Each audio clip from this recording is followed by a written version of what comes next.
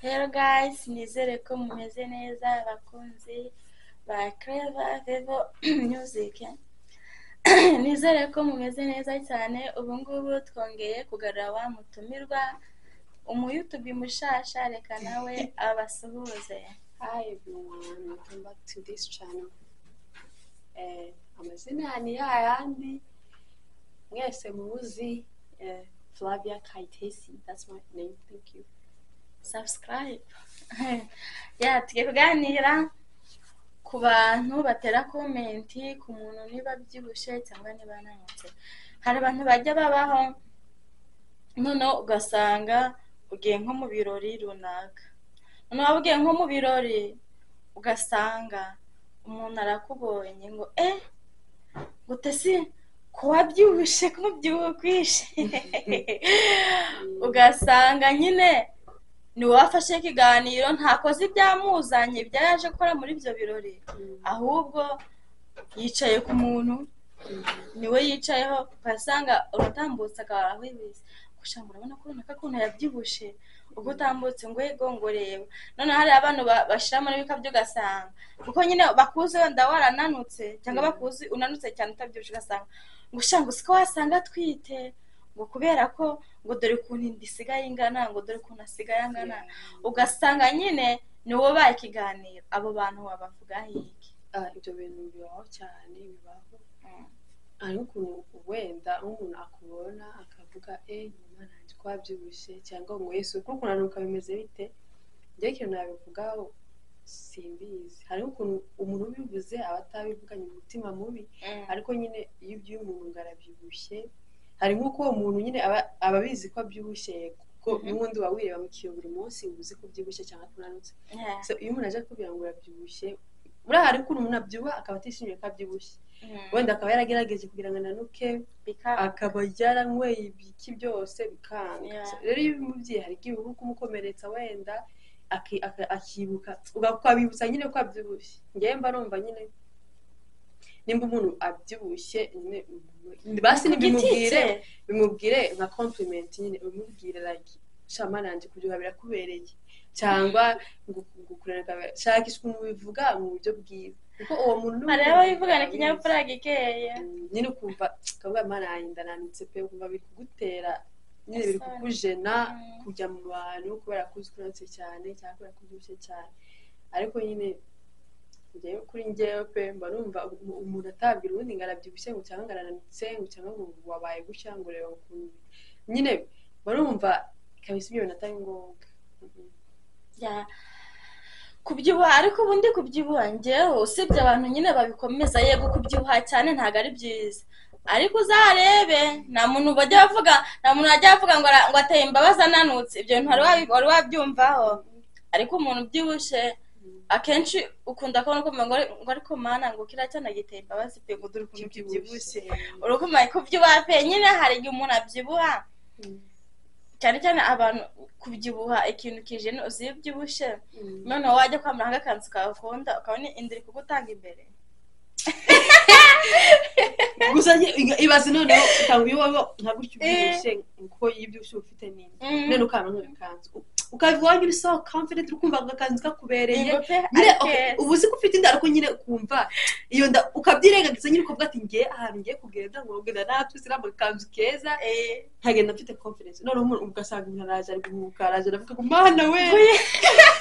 kureba iki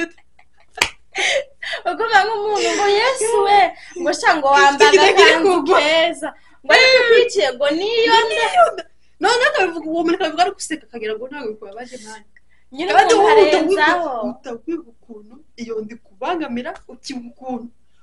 ukuntu ujya uraba mu kiyo ukabona iyo nda buri munsi ukagerageza basi ngo uyihishe bikaba rero kunakaza kandi babivuga nta n'umutima mubi gusa ngo marandi gusanga ukarakanzu kunari keza ariko ngo reba kuntu ngiri yaje modelo rudakuntu rungana kandi sha wakambaye ukishimye usiko wambaye neza, ariko ugasanga umuntu nyine ahisa guca intege ngo ngo mbega uruda barumva abantu baba so supportive. Nimba unabonye umuntu yambaye kanzu abyuka akanabikubwira none no mu ruhame rw'abantu ujye wumva ugize isoni, ariko ukishijisha ujye wumva umwaye nyine hari nige nibyo biroro bire kugata rero nimba ubonye umuntu ameze ko yambaye ikanzu ariko akaba nyine arabyibushye uwo muntu niba ari so confident yo bivuze ko nyine yambaye iyo kanzu yirebye mbese wenda ari gutangira gukunda ukuntu umubiri we umeze no kubyakira rero iyo ugiye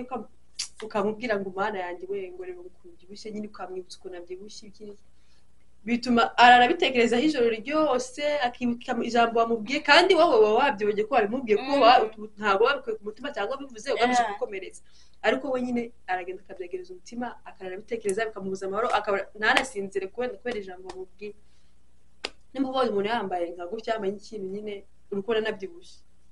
I feel like it's better iyo ubyihoreye ugaceceka cyangwa ko wambaye neza cyangwa ukicecekera nyine nimba ubona ataberewe ukicecekera uwo muntu ko cyangwa nimba muri ujitiro umuntu access nabwo ko kumwibutsa ko abazi kabyibushye abazi nibyo yambaye so ngiye mba numva nyine ari byiza nyine kubyihorera ukicecekera ko hari wavuga ijambo rikamukomeretsa ugasanga akundi nyine ntangazwa n'abantu ubundi